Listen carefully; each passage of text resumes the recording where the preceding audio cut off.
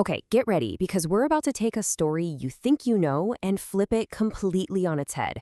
This explainer might just change how you see one of fiction's most famous heroes, and it all boils down to one simple question. I mean, really think about it. What if the character who truly embodied the core themes of the entire Harry Potter saga wasn't the boy with the lightning scar? What if it was someone else entirely? Yup, you heard me. We're going to make the case that the central figure, the one who made the most significant choice in the whole story, wasn't Harry Potter, but his lifelong rival, Draco Malfoy. Now, I know what you're thinking. Draco? Seriously? The arrogant, cruel, pure-blood supremacist? He's not exactly hero material, right?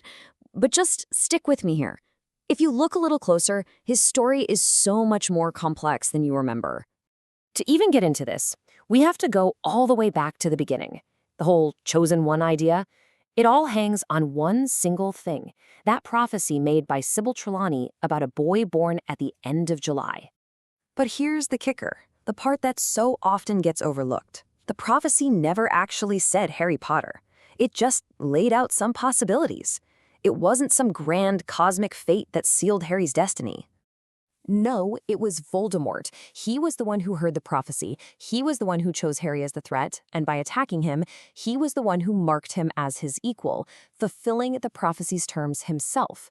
Harry only became the chosen one because Voldemort made him the chosen one. So, with that in mind, let's reframe this whole thing.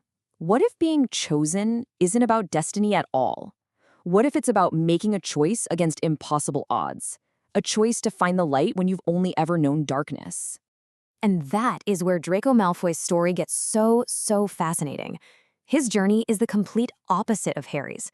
It's not this grand tale of fulfilling a destiny. It's a quiet internal struggle of resisting the path that was laid out for him since the day he was born. Just look at the worlds they grew up in. They were night and day. Harry, for all his hardship, was surrounded by love and incredible mentors like Dumbledore. Draco's world, it was the exact opposite. His mentors were literally Death Eaters, his ideology was built on hate, and his own father demanded total loyalty to Voldemort. And then everything changes.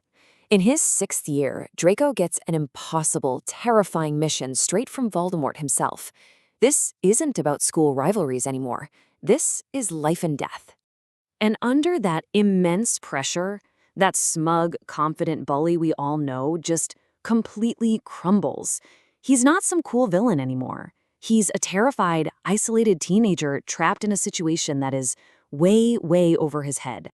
And he gets terrifyingly close to succeeding. By mending the vanishing cabinet, he unleashes Voldemort's followers right into Hogwarts, the one place that was supposed to be safe. Which brings us to this, the moment of truth. Draco is standing on the astronomy tower. He's cornered a defenseless Dumbledore, wand raised, with the power to complete his mission and secure his family's future. But he can't do it.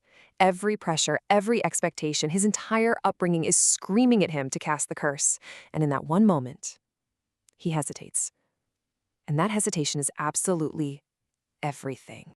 Because that one moment proves that Draco was never truly evil. He was shaped by it, yeah, but deep down, it wasn't who he was.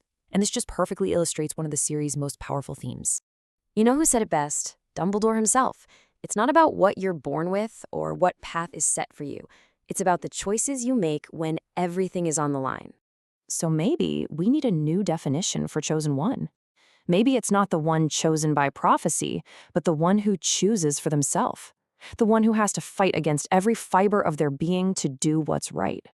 When you look at it this way, Harry's entire journey is about fulfilling a destiny that was thrust upon him. Draco's journey is the opposite. It's about actively resisting the dark destiny he was born into. And that's a different, quieter kind of heroism. It suggests that not every hero is meant to stand victorious on the battlefield. Some are meant to fight a war entirely within themselves. Draco doesn't get a medal. He doesn't get a big, triumphant moment of redemption. But he survives. He walks away from the darkness he was raised in. And by the end, as we see in the epilogue, he is fundamentally changed. So, let's end with this thought. What if the real chosen one wasn't the boy who lived, but but the boy who had to learn how to live with his own choices. Not chosen by some dusty old prophecy, but by the simple, powerful act of choosing to be better than he was raised to be.